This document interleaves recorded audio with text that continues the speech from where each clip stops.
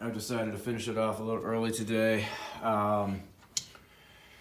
So what I ended up finding out on this guy up here is, even after telling Deb that I was going to go through and make sure all of these were tightened, all of them, before I started this thing up and ran it and everything, yeah, this guy right here was also loose. Just like I had some loose stuff down here before. So I've tightened that one up. This guy didn't look like it had leaked at all. So I think it was just the fact that this had not been tightened up. And it is possible that this got loose because it's a T and a 90 and everything.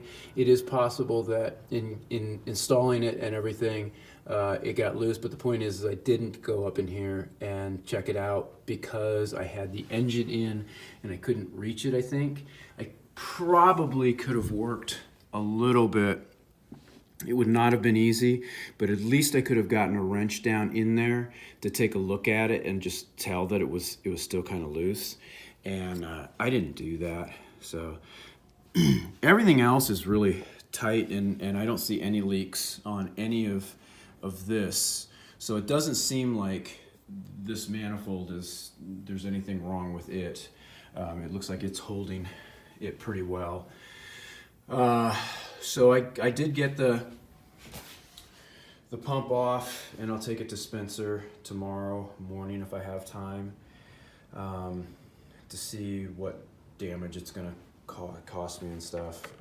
I know they're more than likely they're not gonna be able to do anything about that spindle, and they're gonna have to. I mean, maybe they can get a part that a new spindle in there. I mean, that's originally what ended up happening with the motor, with the drive motor, and I'm the one that screwed that all up. So I'm going to leave this still intact and all put together, and I can take it over to them, and they might be able to get a part that will go in there and get a new spindle. That'd be awesome. This would be way the heck less than a brand new one of these, because that's going to be, $1,600 or something like that. But the reason I'm bringing up, I said I was going to do this and I didn't and stuff like that, is to point it out to me later whenever I watch this, and also to point it out to other people that stumble across this video at some point in time and realize, hey, you know what? We make mistakes. They're messy mistakes. Anytime there's an opening with the hydraulic fluid, there's so much pressure in these hydraulic systems that any sort of leak or any sort of opening at all, and it's going to leak something.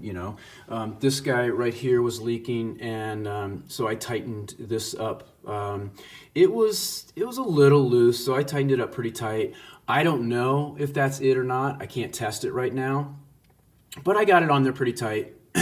If it still continues to leak after I get a new hydraulic pump in here and I test it out again and it's continuing to leak, then I can take this part off and I can take this hose out and I can take it over to the guys at Spencer, and they may be able to either look at it and say, yeah, it's a problem, or they may be able to pressure test it. I don't know. I don't know if they have the capability of doing that. I would think a company like that, they should be able to pressure test all of that stuff, but I don't know if they can or not. And then the other thing I ended up doing here, I ended up really marking these guys up so that I could see exactly how this all goes back together. And I'm gonna have some pictures of it and stuff when I get a chance here. It's really hard to take a picture one-handed and hold this and everything. It's just tough, but let's see if I can do it right here. I think I got some. So I'm hoping that I tried them, and they're tight. I mean, they're really, really tight on there. So I'm gonna take them apart. I'm gonna see if there's some sort of O-rings that I don't know about that need to get replaced or that aren't there.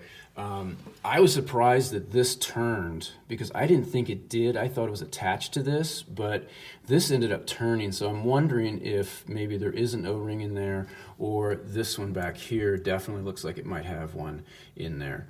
And if that's the case, those could be the issues as well. So I'm gonna end up taking them apart tomorrow and take a look at them and just see. I probably will take them with me, dispenser, and say, hey, I'm getting these things on here tight and they're still dripping. What's the problem? You know, can you guys figure out what the problem is? And they may say, well, no, not really, but maybe you just need new ones of those. And so there we'll have it. I looked at the stuff in here, and this was really dark oil. This obviously was from the engine when it had all that oil spewing out and everything. So I don't think that one was leaking at all. And then I did the same thing up here. I tested these guys, and they seemed tight, but again, it was dripping a little bit when I was running it. I'm going to go back and look at the video and see exactly which one was doing it, and then come back and, you know, test it again on that. So that's pretty much the update for Sunday. Once again, not able to get the thing fully operational. We did have some good stuff that happened though. The engine, I got that fixed, got the oil out of it, and it ran much better with just the regular. And you know, the tilt worked great. There was no leaks on that. It looked like both these guys ran just fine with no leaks in the system, and I was able to run the auxiliary and I didn't see any leaks on that. So, I mean, those are the bonuses right there, the pluses or the positives for today. The hoses seem like they're all holding up pretty nicely. And, you know, the pump was working. So, the cylinder seemed like it worked fine. So these are the starts, you know, and in all reality, the lift worked as well. We just had that loose thing. So there it is, and we'll just keep pushing at it. And I think now I'm just gonna see what they say as far as how long it's gonna take to do that, and I may just end up finishing this up when I have the time, but to start concentrating on getting some hoop houses up and start getting some plants growing so that we can start selling some more stuff.